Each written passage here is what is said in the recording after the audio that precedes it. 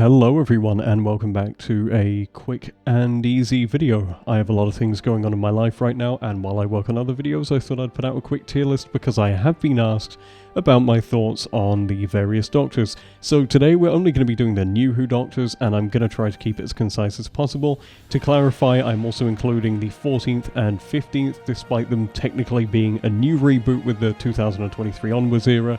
You can cope and seethe. So, we're going chronologically through the timeline, according to Chris Chibnall, and we're going to start off with the Fugitive Doctor, who unfortunately I will have to put in D right off the bat. So, she was a great actress, but we really didn't get enough time to know her, so there was very little personality beyond what Chris Chibnall had set up, and as I'm sure most of you know from the Chibnall run, that is not a good sign. So we're going to move quickly on to Christopher Eccleston, the 9th Doctor, the man, the myth, the legend, who was there for the rebirth of Doctor Who in 2005. That is a huge burden to bear, and he was only around for one season. And I'm going to put him at S. I think the episodes were really well written. They were some of my favourite in the modern era. And I don't think he's given enough credit for how hard that must have been, trying to play a character that has never been portrayed that way before. I know it got slightly modernized with the 8th Doctor and that movie, but it was a breath of fresh air, especially for the way England was at the time. And next along the timeline is the 10th Doctor. Now I know he is a fan favourite and whatnot, and I'm going to unfortunately have to put him at S tier as well.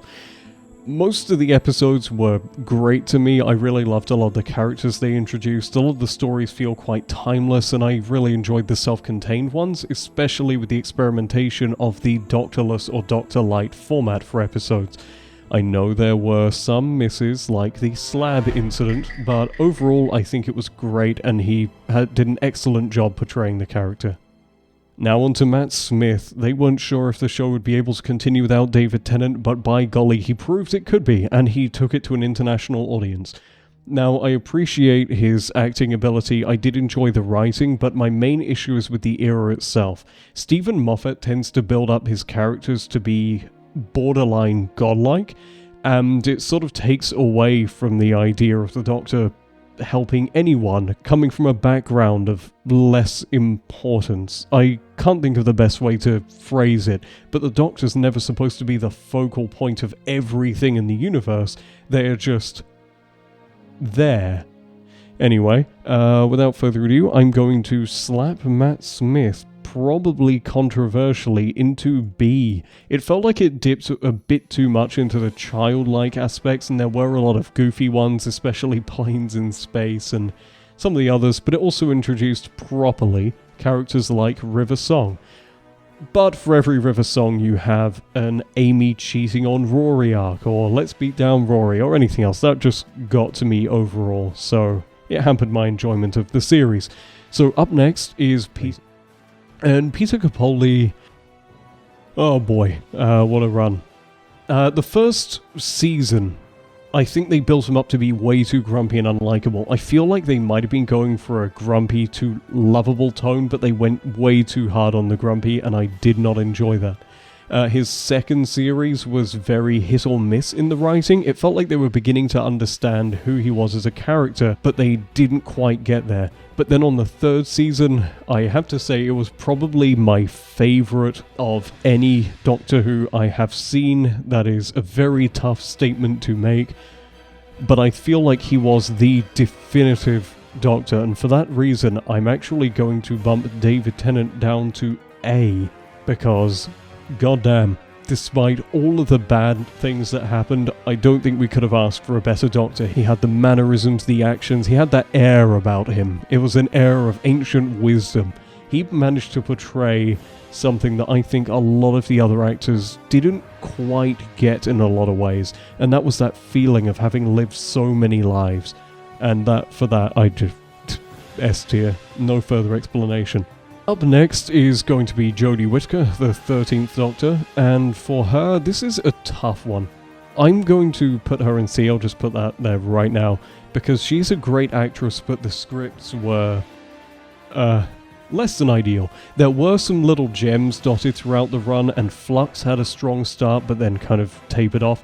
But I feel like she's going to have a very strong resurgence with the Big Finish audio, having writers that actually know how to handle a character like that. It's a real shame, because she had one of my favourite outfits of them, she had the great mannerisms, and you could tell everyone was trying so hard, but there just wasn't room in the script for that to be displayed. Now, up next is the 14th Doctor, also portrayed by David Tennant, same as the 10th, and I'm going to put him down. I'm not biased, as I think he did a great job of showing a more mature, trauma-burdened version of this character that we've known for so long. He came back, and it was only in 4 episodes, but the writing in that was just as strong as some of my favourites through Matt Smith and David Tennant's runs. Now, unfortunately, I don't think he quite broke past the barrier of being David Tennant or the 10th Doctor again, which is a shame because he's not supposed to be the same character. And you know what? I have talked myself down to a B. And you know what?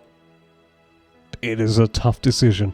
I would argue that the 10th Doctor would have been lower. I would argue... The issue is here that there are arguments to make either way. I'm really tempted to bump him lower because of the lack of quantity of episodes. We never got to know who the 14th Doctor was properly at any point, but on the other hand, it didn't miss. So, David Tennant, Matt Smith, and should just be in one. Anyway, on to the final and latest one, which is the 15th Doctor, Ncuti Gatwa. Now, this is another tough one, because the budget was up, the writing is pretty good. I didn't have any issues outside of the way they resolved the ending. Oh, it's such a tough decision to make. While the writing didn't dip as low as Chris Chibnall's era, a lot of the resolutions and fake-outs felt quite dissatisfying. I came out of it, I feel like Season 1 is going to age better with time and the context of Season 2, but for now, unfortunately, I'm going to have to put him just below Matt Smith but above Jodie Whittaker.